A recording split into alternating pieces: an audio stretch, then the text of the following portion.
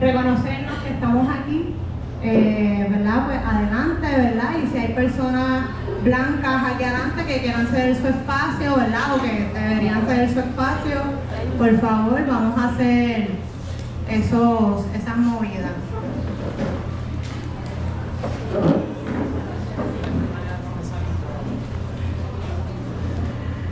Buenas tardes, soy Lorangelis Tomás Negrón, de Santurce, Puerto Rico. Mi pronombre es ella. Mi nombre es Dania, me llaman Betún, mis pronombres son ella, soy de Arroyo, que es el sur de Puerto Rico, la playa, el Caribe. Calentón. Yo vivo con VIH, soy hija de personas migrantes y llevo menos de la mitad de mi vida apalabrándome como una persona negra.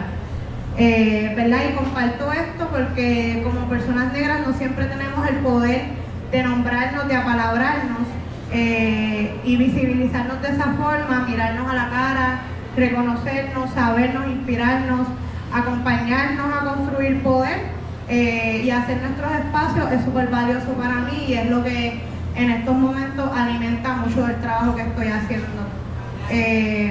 Y reconocerme desde ahí para mirarme, entender mi racismo internalizado, las dinámicas raciales que experimentamos, para transformarme yo y transformar mi entorno, mi realidad material, social, menstrual, espiritual, ha sido la procesa que he tenido durante estos años. Y también me ha enseñado a que yo no tengo la obligación de recibir lo que la gente me quiera dar y que me toca exigir más. ¿Verdad? Nos merecemos mucho más, nos merecemos todo. Actualmente el trabajo que estoy realizando va dirigido a personas negras y afrodescendientes y personas que están viviendo en el sur de Puerto Rico. Algo que ha sido, ¿verdad? Que no se narra en la historia de las personas negras, porque la historia de las personas negras históricamente ha sido contada por personas blancas, es que las personas negras siempre, ¿verdad?, hemos sido desplazadas a las costas y la costa sur de Puerto Rico, ¿verdad?, le debemos una deuda histórica, no tan solo porque fue, ¿verdad?, por donde se generó la invasión americana, sino también porque históricamente fue una región donde hubieron y todavía quedan estructuras antiguas de haciendas azucareras, ¿verdad?, de mano de obra barata, principalmente, ¿verdad?, realizada por personas negras, y ahora en la actualidad con el racismo ambiental. Muchas fábricas, ¿verdad?, y pues mucha contaminación se da en comunidades costeras que han sido históricamente racializadas.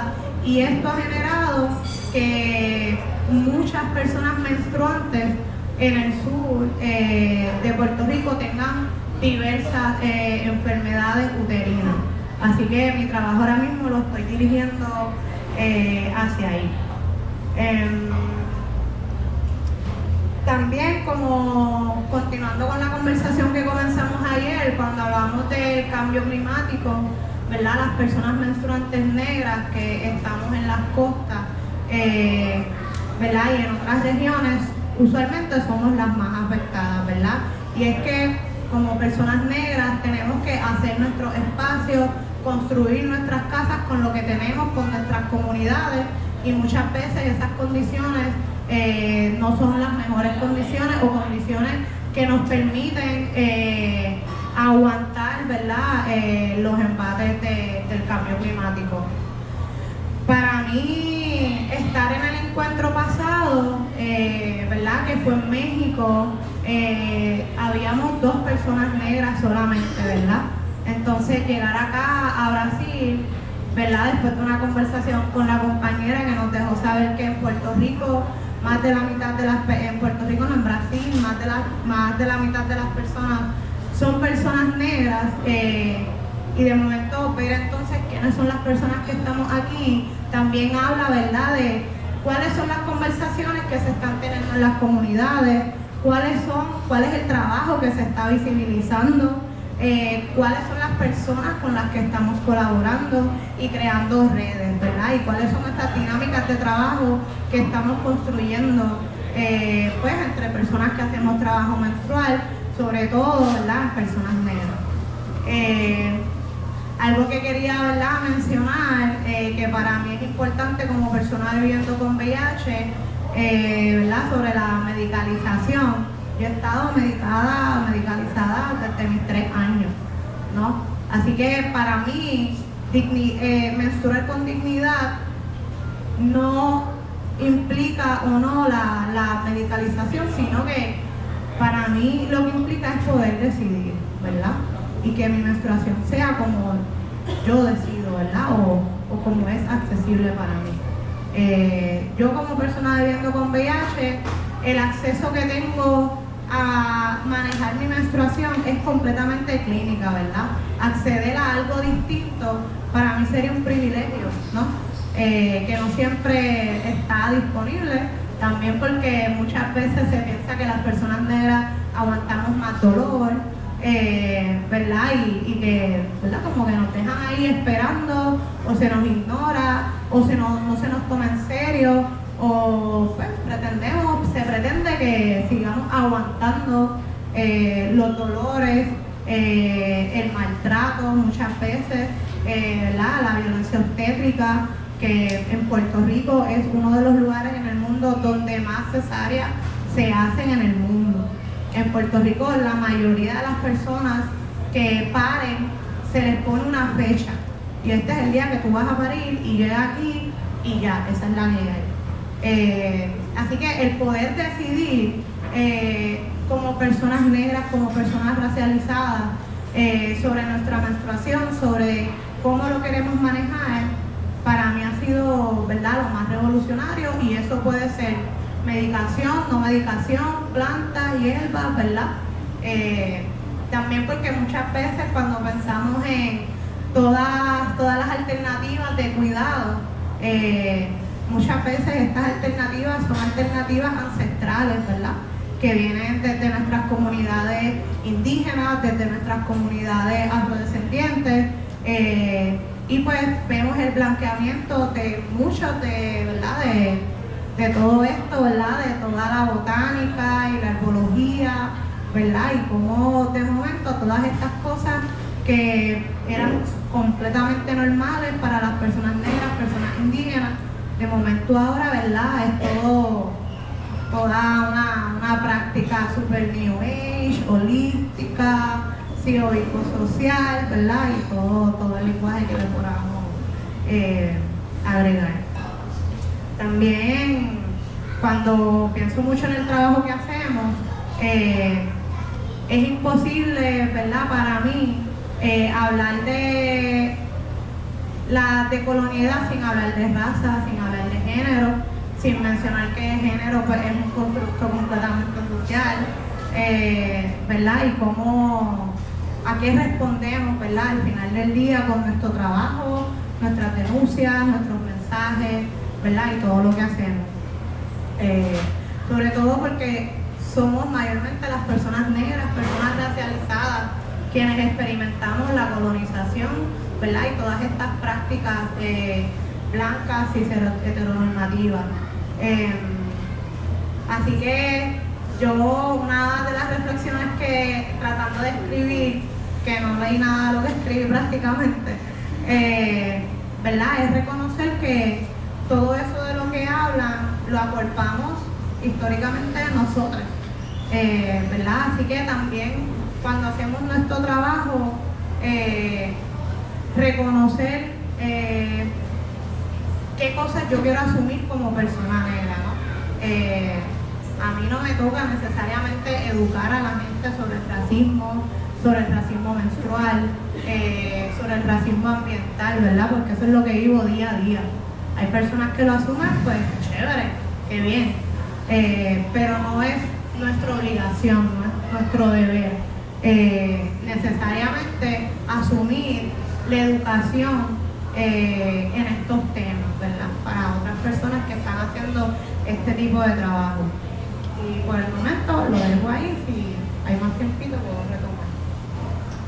Gracias, siempre Dora tan precisa.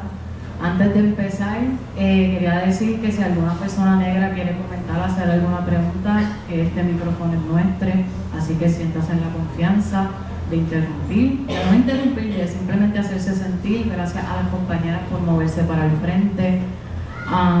Y yo voy a contextualizar un poco, hablar un par de cosas para que podamos entender en el contexto que gente como Laura Angelic hace el trabajo político que ella hace en un país como Puerto Rico, que fuimos colonia de España para después ser colonia estadounidense hasta el sol de hoy, y donde se tuvo que hacer una campaña antirracista, porque en el censo que se hizo, sobre el 90% de la población en Puerto Rico se identificó como blanca, en un país que claramente no es blanco. Así que en ese contexto es que nosotros hacemos trabajo político y que nosotros hablamos de racismo y de género en un país que no se reconoce ni reconoce a la gente negra, donde no hay gente negra en espacios de poder político, donde no hay gente negra manejando presupuestos. Así que mientras yo voy hablando, yo quiero que ustedes se pregunten, cuando ustedes hablan de las mujeres, ¿de qué mujeres están hablando? Cuando ustedes piensan en organizaciones, etcétera, ¿cuántas organizaciones lideradas por personas negras usted conoce? No que participe gente negra, donde la gente negra tome decisiones, maneje presupuesto, decida la agenda de trabajo de ese lugar. Así que agradezco, ¿verdad?, a las compañeras que organizaron este espacio por permitirnos sostener estas conversaciones. Yo voy a, ¿verdad?, hablar un poco del proyecto que es esto, con otras compañeras en Puerto Rico, pero antes quería sentar las bases de que vamos a estar utilizando el lenguaje inclusivo, vamos a estar utilizando la E, porque para nosotros en la colonia el lenguaje es radical, el lenguaje es lo que construye nuestra experiencia, así que no hay nada más de colonial que empezar a palabrarnos desde nuestra experiencia. Así que si me escuchan hablando así, no se confundan, es que estoy hablando así. Entonces en Spicy, ¿verdad?, yo vengo de proyecto que se llama Spicy Nipples, en español pezones picantes, que es un proyecto que hacemos un montón de cosas, pero nuestra base es documentar nuestras historias. ¿Y para qué documentar? ¿Verdad? Para conocer cómo se ha construido y deconstruido nuestras identidades y cómo hemos resistido al intento de exterminio de nuestra gente, de nuestras prácticas y nuestra cultura. Porque parte de ser colonia es que nosotros no tenemos ni acceso a nuestra propia historia, no en la escuela, ni siquiera en la universidad. Nosotros hemos tenido que dedicarnos a ir a las comunidades, a recopilar estas historias de gente que incluso ya no está ni siquiera con nosotros, para nosotros poder vernos en el rol histórico que hemos tenido en nuestras luchas. Y para empezar por mí, yo soy una persona negra trans, una persona negra trans masculina, una persona negra trans masculina no binaria. Y todas esas cosas me intersecan y por eso las menciono independiente y aparte, porque ese es el sujeto que me está construyendo a mí en mis experiencias. No es el sujeto mujer blanco, no es el sujeto mujer eurocéntrico, no es el sujeto mujer definido como una persona que tiene útero y ovarios. ¿Y por qué, verdad? ¿Por qué hablar de transfeminismo? Porque para nosotros el transfeminismo parte de la suposición y de la necesidad de que el sujeto mujer hay que erradicarlo. Y no hay que erradicarlo en el sentido de eliminarlo, sino de ver qué de sus supuestos nos tienen a nosotros aún sosteniendo conversaciones dentro de un binario que fue construido por un discurso médico patriarcal, donde aún en las formas en que nos comunicamos reproducimos el racismo y construimos ese sujeto desde las mismas lenguajes y prácticas que nos tienen a nosotros construyendo estos espacios para liberarnos. Por eso para nosotros es importante hablar de transfeminismo, porque aquí no estamos defendiendo a la mujer, aquí estamos defendiendo las experiencias que nos han llevado a organizarnos y que ahora por fin las podemos apalabrar fuera del discurso médico, fuera de la patologización de nuestros cuerpos y nuestras experiencias, porque no somos manuales de nada, ¿verdad? Y eso se lo debemos grandemente al feminismo negro. que podamos hablar de interseccionalidad, que podamos hablar de identidades, que podamos hablar de sujetos políticos, se lo debemos al feminismo negro. Así que es importante sentar, que entendamos que las bases teóricas que sostienen estos espacios son de mujeres negras, aunque ellas no están aquí. Y digo mujeres negras porque en su momento no existía ni la posibilidad de apalabrarse de otra forma, aunque sus experiencias fueran conducentes a lo que llamaríamos hoy día una experiencia trans. Y entonces, ¿por qué hablar de interseccionalidad? Porque en muchas ocasiones han sido las luchas por los derechos reproductivos, por la autonomía de nuestros cuerpos, del aborto, punta de lanza para promover la exterminación de poblaciones negras empobrecidas viviendo en las montañas y en las costas. Y ese ejemplo, como estábamos hablando ayer en Puerto Rico, bajo la bandera de los derechos reproductivos se esterilizó casi toda la población de mujeres pobres en Puerto Rico. Y esas mujeres no eran mujeres blancas, eran mujeres negras. Sin saberlo y bajo condiciones. Bajo la bandera de los derechos reproductivos se probó la píldora anticonceptiva en mujeres negras en Puerto Rico, que era 100 veces más fuerte de lo que es ahora. Así que por eso es que hay que hablar de interseccionalidad, porque los derechos en sí mismos, sin base histórica, sin contexto cultural, sin que las experiencias de las personas que estuvieron allí sean el, odio la palabra norte, pero la punta de lanza de nuestras prácticas, es inherentemente reproducir el capitalismo, el patriarcado, el racismo. Y esa es la importancia de sostener estas conversaciones y que seamos nosotros quienes tengamos aquí a palabras nuestras experiencias. Y por ejemplo en Puerto Rico tuvimos recientemente, porque Puerto Rico ahora mismo está siendo dominado por una derecha blanca religiosa, hemos luchando el acceso al aborto, luchando el acceso a personas trans a tener derecho a recibir apoyo en sus transiciones médicas, quienes decidan o no, porque ser una persona trans no lo define tu proceso médico, hormonal o nada, lo define tu experiencia de vida. Ahora mismo tengo un binder puesto que me tiene asfixiada, pues esta es mi experiencia trans. Y ¿verdad? Unos proyectos de ley que querían quitar el aborto, pero en la colonia es una cosa interesante porque en Puerto Rico el Código Penal de Puerto Rico dice que el aborto es ilegal y penalizado hasta con 3 años de cárcel, pero como es una ley federal, Roe versus Wade, pues aplica a Puerto Rico, y en Puerto Rico el aborto es legal porque la ley federal indica que es legal. Una vez la ley federal cambie, nosotros nos tenemos que acoger a nuestro Código Penal. Esa es la lucha que nosotros tenemos en el país. Dentro de esa lucha, el acceso al aborto en Puerto Rico es inaccesible, solamente hay de 2 a 3 clínicas, todas ubicadas en el área de San Juan. Entonces cuando nosotros vamos, ¿verdad?, a hacer nuestro activismo, es importante hablar de que el derecho al aborto no es único. El derecho al aborto tiene que ser accesible a personas negras y tiene que ser trans inclusivo. Y cuando nosotros fuimos a hablar hacer una investigación con las personas que proveen, con los doctores que son hombres blancos que hacen los abortos, y le preguntamos, oye, ¿ustedes atienden a personas que no se identifican como mujeres? Y ellos nos dijeron, ¿qué tú dices? Esas que se quieren que las llamemos José pero se llaman Josefa. Pues sí las atendemos, pero ¿bajo qué condiciones recibe una persona trans, una persona negra un aborto? ¿Es eso suficiente? ¿Tener acceso a un aborto cuando el proceso es totalmente deshumanizante? Ese es el propósito de la lucha de los derechos humanos, tener acceso a derechos que nos deshumanizan en el proceso. Pues esa es la importancia de que nosotros estemos aquí sosteniendo esta conversación, para que no sea un vacío existencial de teoría, sino radicada en las cuerpas que vivimos y defendemos nuestros territorios.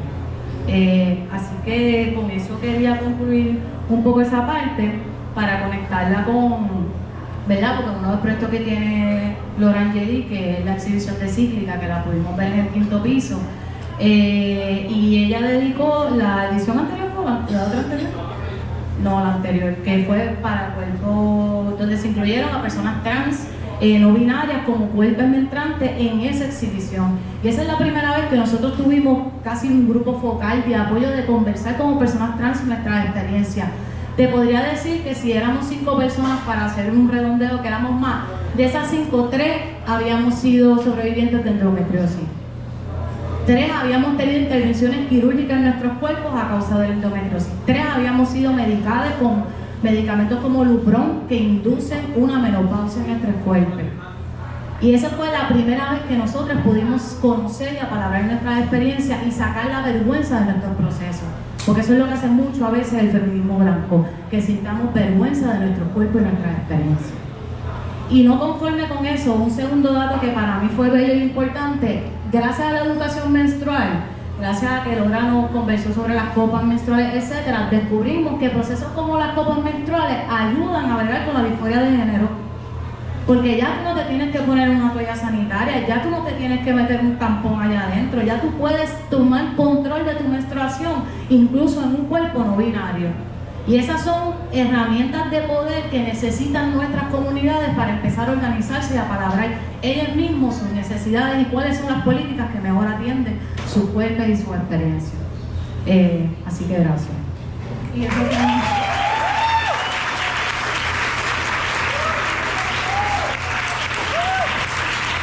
estos son los espacios que queremos, ¿verdad?, seguir generando, que estamos, ¿verdad?, haciendo un montón para sostener espacios como Cíclica. Conlleva un montón de trabajo. Algo, ¿verdad?, que yo veo en las personas negras es que aprendemos a hacerlo todo. Aprendemos a escribir propuestas, a hacer páginas web aprendemos a curar exhibiciones de arte, hacemos artesanías para recaudar fondos. Esas primeras exhibiciones se dieron gracias a que yo hago velas y jabones y camisetas y esa fue la manera en la que yo logré recaudar dinero para poder generar esas exhibiciones, ¿verdad? Y en las exhibiciones y en los encuentros que se realizan, ¿verdad?, son libres de costo, ¿verdad? El trabajo de conseguir el dinero, ¿verdad?, lo paso yo, una persona negra, para que otras personas puedan contar sus historias, ¿verdad? Así que las personas negras no solamente hacemos espacio para contar nuestras historias, sino que hacemos espacio para que otras personas vengan y también se cuenten, se compartan, ¿verdad?, sus experiencias. Así que nada, de momento cuando pienso en todo el trabajo, ¿verdad?, que se hace y el trabajo comunitario, el trabajo de respuesta rápida, ¿quiénes son las personas, ¿verdad?, que están en la base, que están en la raíz, sosteniéndolo? Y usted se va a dar cuenta que muchas veces son personas negras y personas racializadas, ¿no? Así que cuando, ¿verdad?, hablamos de los espacios que creamos, nuevamente, ¿de qué mujeres estamos hablando?, ¿verdad? Y cómo estamos sosteniendo y apoyando a esas mujeres, ¿verdad? De momento pregunto, ¿verdad?, una pregunta para ustedes, ¿cómo usted está apoyando a la gente negra en su país? ¿Cómo usted está apoyando a la gente negra en su comunidad? ¿Verdad? Y cómo usted está apoyando materialmente, más allá del share, del like, cómo usted está apoyando a la gente negra a sostener sus espacios, a contar sus historias, ¿verdad? ¿Qué es lo que de qué mujeres estamos hablando cuando hablamos de educación menstrual, de menstruación, de decolonialidad, ¿verdad? De todas las palabras que nos gusta mencionar, ¿verdad?, en estos espacios.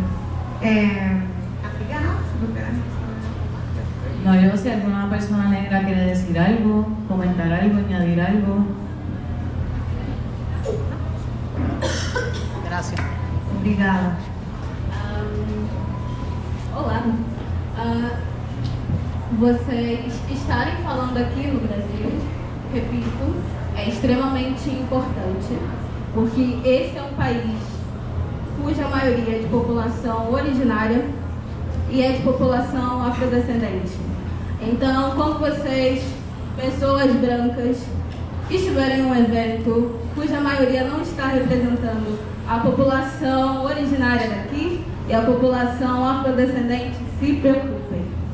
Para além disso, parem de se acostumar com só ouvirem assuntos referentes a racismo obstétrico, racismo ambiental, vindo a partir de corpos racializados.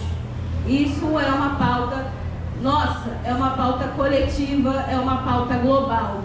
porque senão não vai ter outras pessoas falando. Se não houverem pessoas negras, pessoas racializadas, não vai ter, essa não vai ser uma pauta que faz parte do assunto, porque, por exemplo, para a gente entender, existe um documento no Brasil chamado Acordador, que vai apontar o quanto que pessoas negras, em sua maioria, têm mais chances de sofrerem algumas coisas, como eu escrevi aqui, não vou achar agora, mas questões referentes a abandono médico, de receber menos visita médica, de chances de sofrer cirurgias sem anestesia, porque aqui no Brasil se repete muito que o corpo negro é um corpo que aguenta.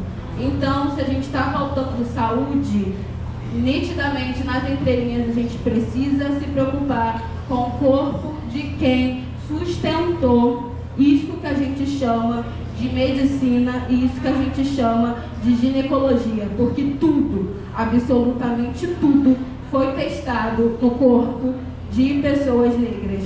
Com o termo, isso que vocês chamam também de homem, porque também é interessante entender que, por mais que se diga, as mulheres sofriam, nananana, é importante a gente trazer uma linha do tempo e entender que em 1888 pessoas negras não eram humanas, crianças negras não eram crianças. Então, se tinha pênis ou não, sofria com a colonização. Então, é importante fazer esse recorte de gênero baseado em corte temporal. Não falem de homens negros da mesma forma que vocês falam de homens brancos. Não é proporcional.